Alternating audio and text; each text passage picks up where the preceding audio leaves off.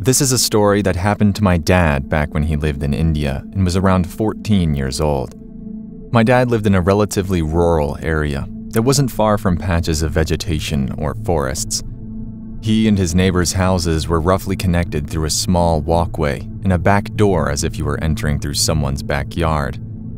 He and his neighbors had several servants in the houses who did chores and other work in the house, and there was one girl in particular who was typically cheerful and would come to his house to fetch the fresh milk from his cow.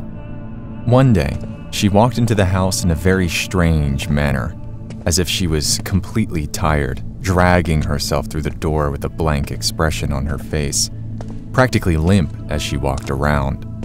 My grandmother asked her, "What are you doing? Stop behaving so strangely and grab the milk."